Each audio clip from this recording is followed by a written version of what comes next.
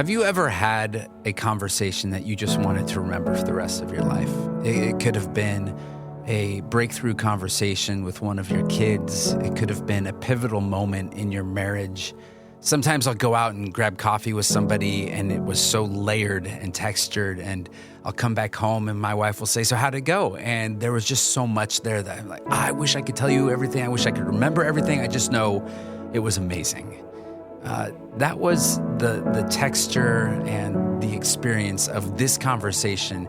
Season 3 of the Life After Ministry podcast, we get to kick it off with Gene Getz, who has been a pastor, an author, a teacher, a friend, and was probably one of the most amazing conversations that I've ever got to have. It was a very last minute.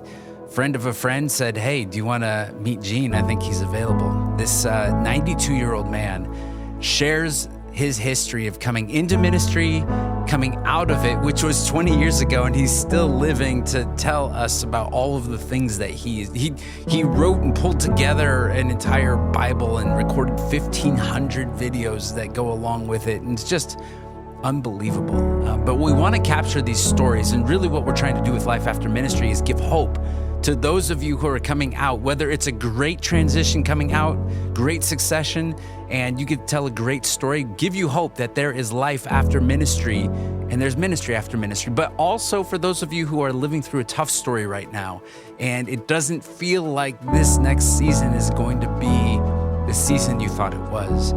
I was just so encouraged to be able to sit down with this old man who was just generous of heart, generous of spirit, generous with his time, and got to sit down and ask him all of these questions. And we're only going to give you half of the conversation here because it was like 2.5 hours. So pray that this, if you've ever read Measure of a Man, if you've ever followed Gene Getz, just listen in. He was close. We got to sit down in his studio and just be eye to eye.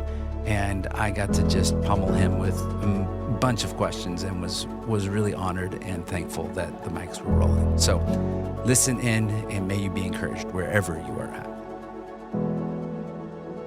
Gene Getz, welcome to the Life After Ministry podcast. Thanks, man. It's great to be with you. Yeah. You have just a little bit of a career in ministry, a calling in ministry. And in the next couple of weeks, you're going to turn 92 years old. 92, would you believe it? And you look great. You're doing well. Well, thank you. You've written books. You've taught in seminaries, Moody and Dallas. What originally pulled you into ministry to begin with? Well, I grew up in a really, I wouldn't call it a cult because they believed in the Trinity.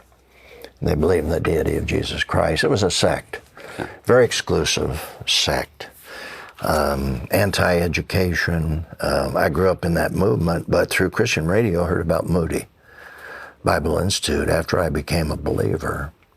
In fact, my dad became a believer back in the 30s, 1930s, listening to an old battery-operated radio coming from Chicago, Moody Bible Institute. And that's opened his eyes to salvation by grace through faith, which touched my life. And eventually I became a believer, decided to go to Moody. And it was at Moody that I really developed vision for ministry because of a man who took an interest in me, a professor, who believed in me when I didn't believe in myself. When I entered Moody, I couldn't speak the King's English very well.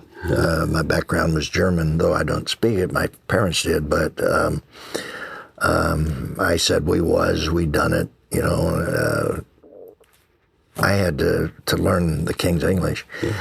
But this professor took an interest in me, believed in me, and said, "Gene, you have potential."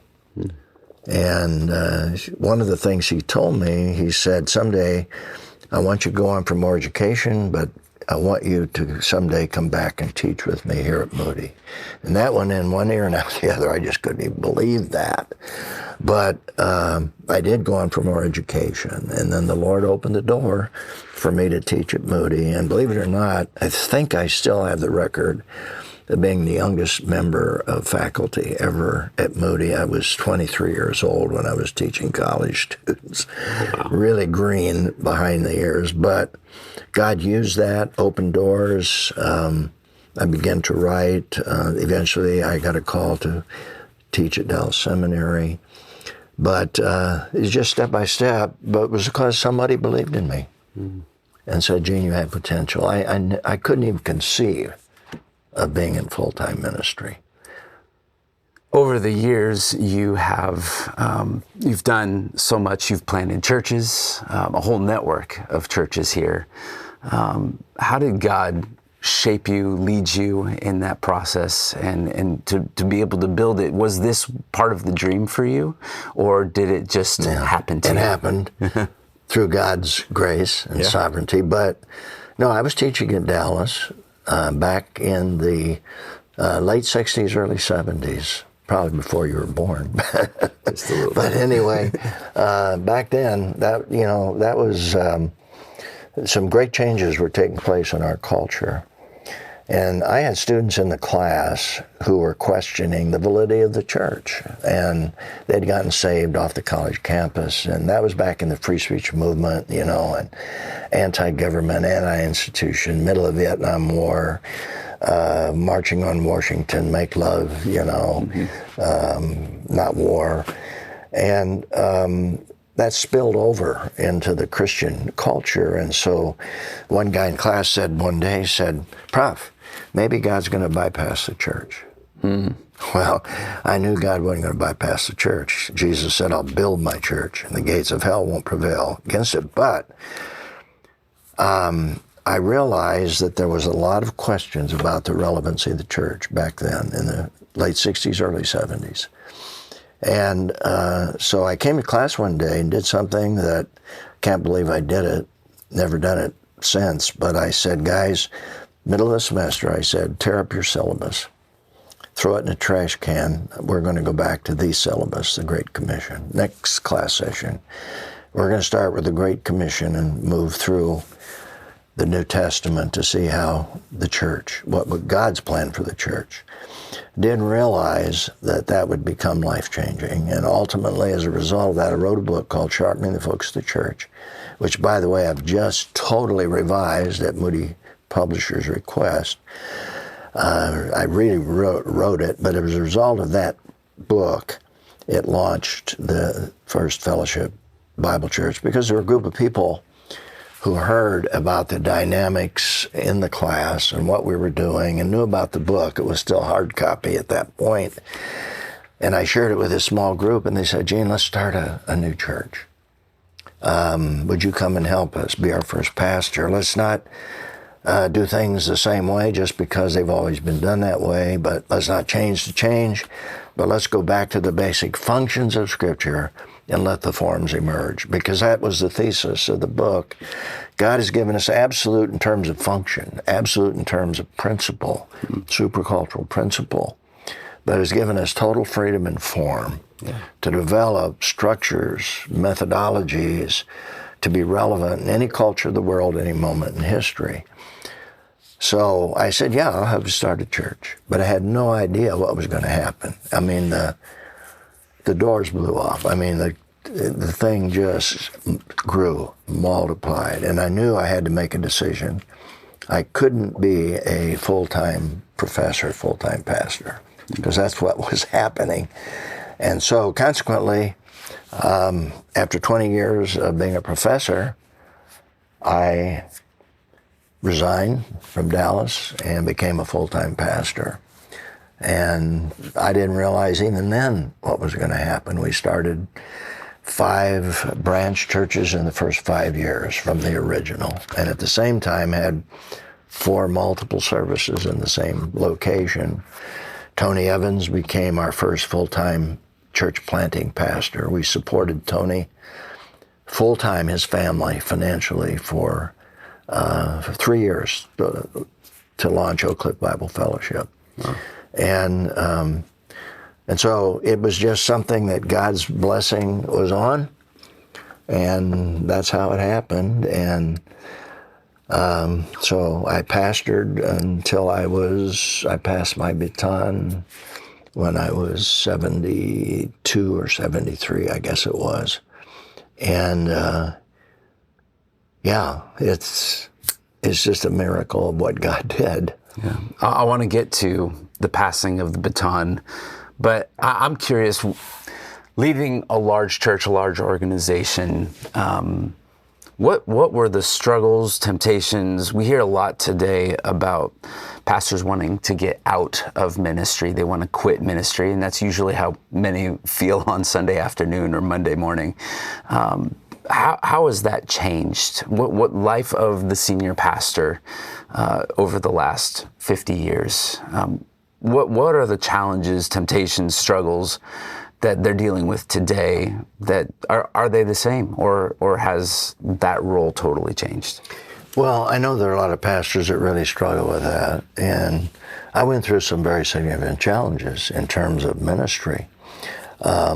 But I would have to say that overall, my life as a pastor was incredibly blessed. I mean, I had around me a group of elders, and this was part of my whole modus operandi in terms of what I believe Scripture teaches, that when you get men around you who are godly men, who really measure up to the qualities of maturity, which I, right from the very beginning, took guys into the study of those qualities, and then wrote a book I never planned to write, which was Measure of a Man, which, would you believe, that's been in print for 50 years, never gone out of print. Yeah. And if you look behind me, you'll see tons of Measure of a Man that are in foreign translations. But anyway, God used that. But to me, the significant thing that gave me encouragement in ministry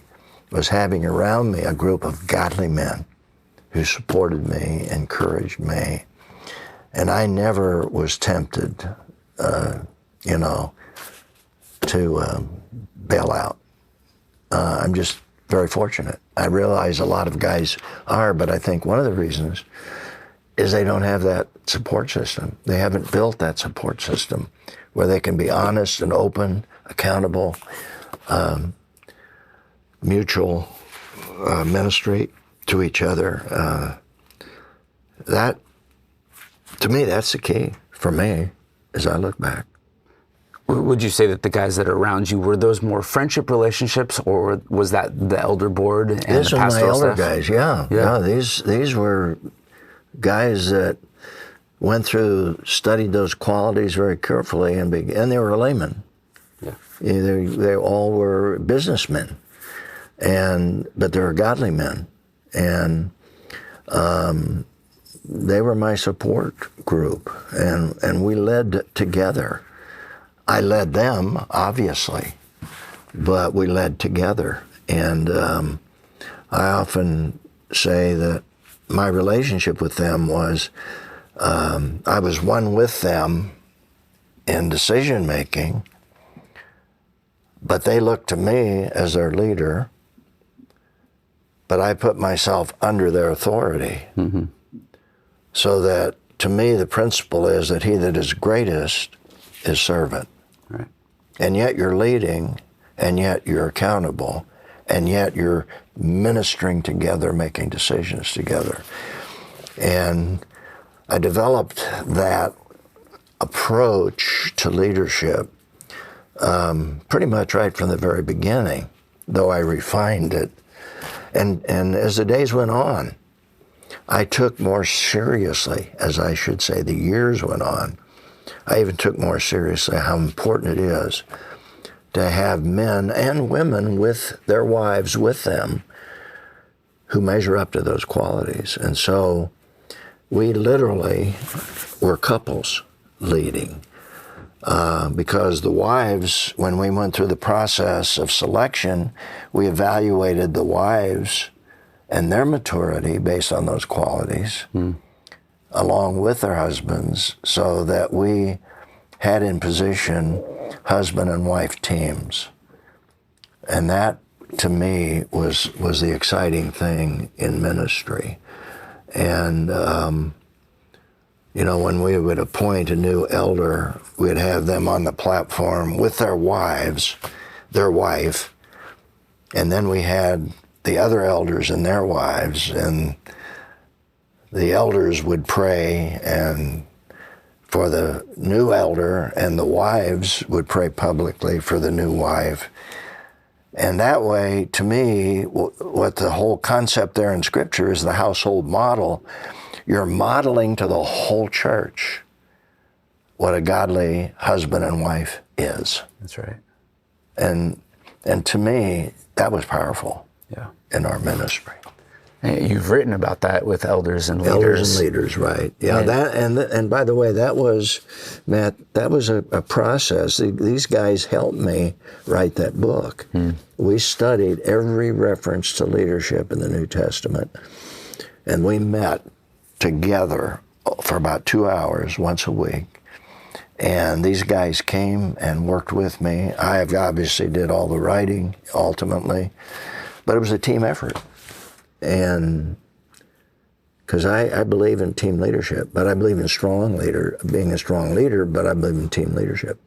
I think a lot of times in a ministry setting, when we have a board, it really just serves as a function. We need people just in those spots.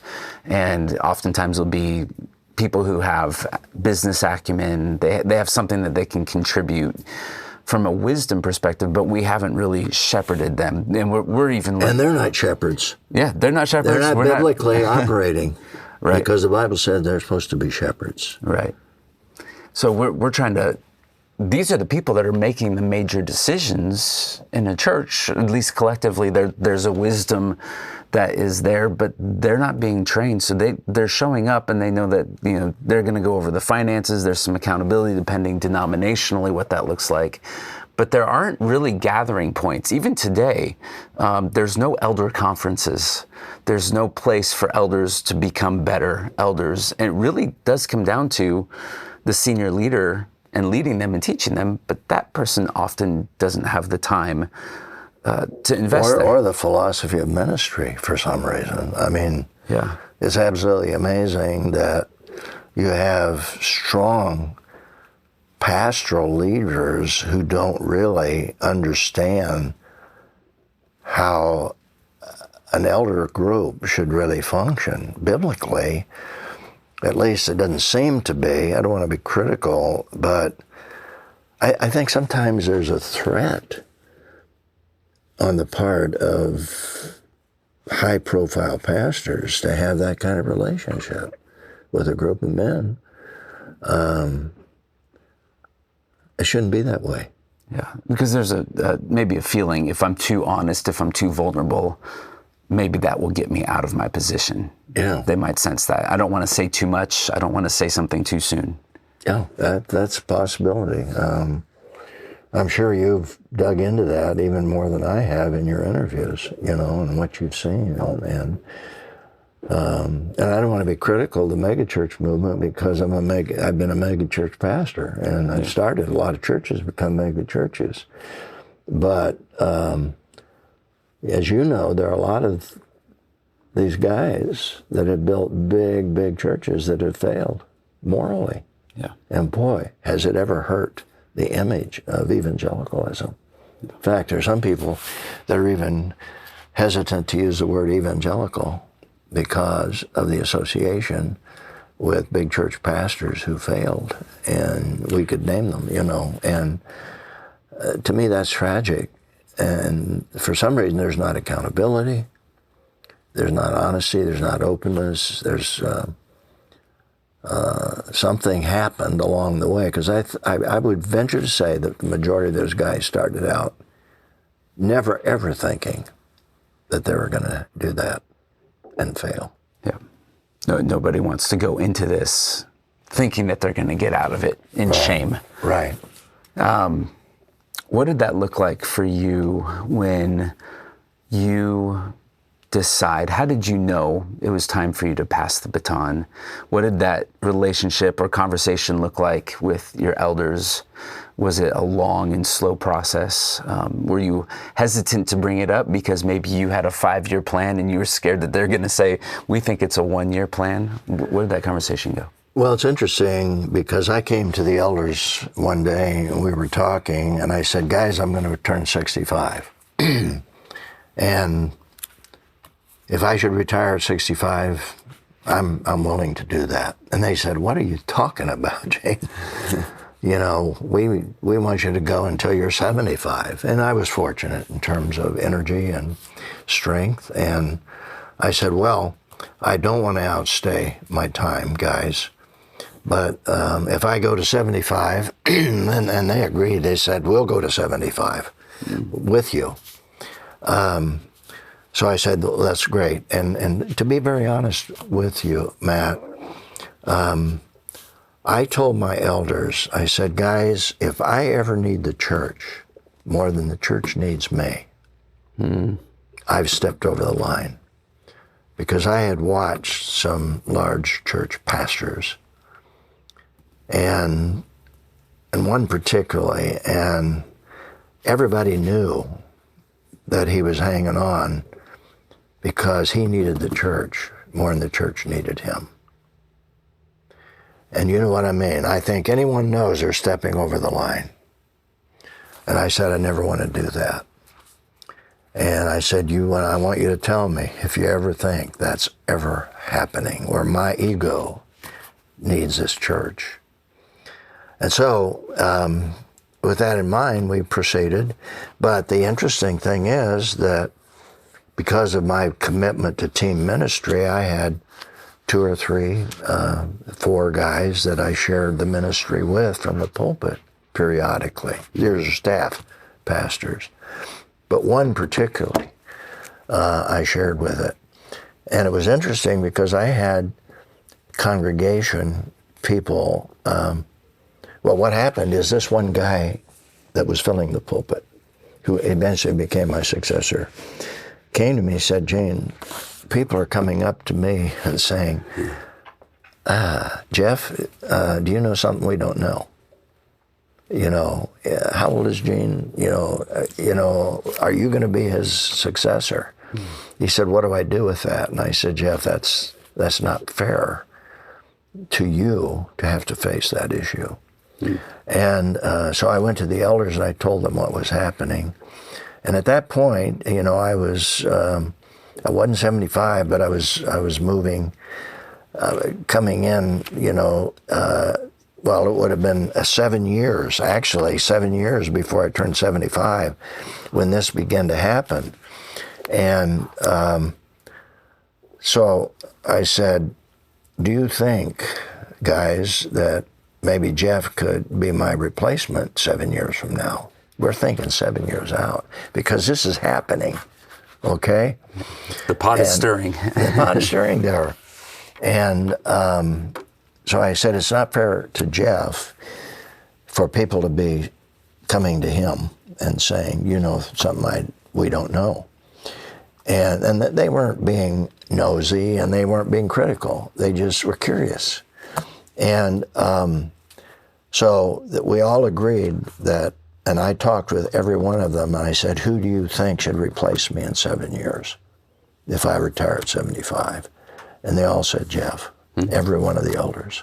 I went to my key executive team and some of the other pastors that were filling the pulpit. I said, who do you think should replace me? 100% said Jeff. So with the elder approval, I approached Jeff and his wife and I said, would you consider being my successor in 7 years? And he was shocked, but he said, open-handedly, yes. And I said, it is open-handed on both parts. And so we actually literally went to the congregation to take any questions off the mind, you know, get them off the table. 7 years ahead of time. 7 years ahead of time. And said, you know, we've approached, with elder approval, approached Jeff and Christy. And we don't know what's going to happen in 7 years, but we just want you to know that this is in the plan. Well, everybody felt real good about it. I mean, 7 years, they didn't feel like I was going to be stepping out, moving away, which was encouraging to me. Yeah, right. And, but then something happened. One of the first things I did is I asked Jeff to work on an alignment process with the staff, because our staff was really growing fast, rapidly. At that time, we had 17 full-time pastors, and you can imagine the support staff it took for that. Yep. And I said, and Jeff agreed to this. In fact, he initiated the idea to meet with the whole staff and to work on alignment, corporate objectives and how all, because, as a church grows, you get these compartments out here and silos. And so for 2 years, he worked with the staff in alignment. Well, guess what? He really built credibility with the staff. And we had an elder. This is 3.5 years in now to the 7-year process. And he met with both Jeff and me. He was retired himself and was on the campus a lot. And he said, Gene and Jeff, I'm picking up some questions on the part of the staff. They don't know who to report to. Do they report to you, Gene, or do they report to Jeff? Yeah. And I knew at that moment that something had to be done. I also knew that if I went to the staff and said, you report to me, they would have 2 responses. Number one is, the elders don't trust Jeff. Or, Gene won't let go. Yeah. And neither was true. So I knew at that point Jeff was ready, 3.5 years in to that process. And another 3.5 years to go till you're 75. That's right. And so I went to the elders and said, guys, here's what's happened. Jeff's ready. And if I continue in this role, I think it will hurt the ministry because Jeff's ready. And they were somewhat shocked by that. They all agreed. And then I went to Jeff and with their approval and said, would you step in now? And he was somewhat shocked. But by the way, at that time also, I knew there was another guy on staff that he hoped that 7 years later would be his executive pastor, because they had teamed together and ministered together. And I knew that was his goal for Jack. And so with Jeff's approval, I went to Jack and said, Jack, Jeff's ready. Would you be ready to be the executive pastor? And up to that point, we didn't have an executive pastor. And I knew Jeff needed that, and he knew he needed that. And they approved. And then we went to the congregation, explained the whole thing. I mean, we talked to them. Jeff's ready. Here's what's happening. And we didn't get one negative response from the whole congregation. So it was unusual. Yeah, it takes a measure of humility for you to be able to be willing to do that. This is not your original plan, but to be able to take a step back. And it also takes a measure of keeping your ear to the ground and listening. Instead to that elder, by the way. Yes. That elder, if that elder had not picked up on that, I don't know what would have happened. There could have been a lot of confusion, disunity maybe, talking behind the scenes. But that elder, who was a retired executive, he was a president of a huge banking industry. I mean, brilliant guy. But he picked up on that. And if he hadn't, he did it in a very non-threatening way. He just simply said, you need to clarify with the staff who they report to. Yeah. Well, he didn't realize what was going to happen either, but I did. I saw it. I knew that it could be misinterpreted, and he was ready. I mean, and 7 years that's too long. Yeah. Anyway, but the only reason we did 7 years was because what happened earlier when people were saying, who's going to be a replacement. It happened because I was trusting different staff pastors in the pulpit. Yeah. Just ask Jacob and Leah and Rachel, right? 7 years is a long time, right? Oh yeah, there we go. Okay, well, that was part one with Gene Getz. And as you can see, there is some intentionality. There was a long-term plan that was in place. They're looking at 10 years and 7 years and get to see how all of that plays out. But again, this conversation went for a couple of hours and we're not going to be able to get all of it out there, but we wanted to just give you some more pieces to the puzzle. And what's important and what we continue to find is that in this world of pastoral transitions, that succession planning and how do we look at what is next and what are we transitioning to is incredibly important. In fact, that has become a lot of the work that we're doing at Pastoral Transitions as we're talking to some of you as leaders, trying to figure out, well, what are we going to do with this leader who's going out, or organizationally, how do we do this? Or some of you are the founding pastor, founding leader of your ministry and trying to figure out, well, what will happen after I'm gone? How do we make sure that this legacy and this ministry continues on? And so that's been a lot of the work that we're doing as well at Pastoral Transition. So thank you, Gene, and come back very soon. We will be releasing part 2 of my conversation with Gene Getz. Thanks for listening to the Life After Ministry podcast.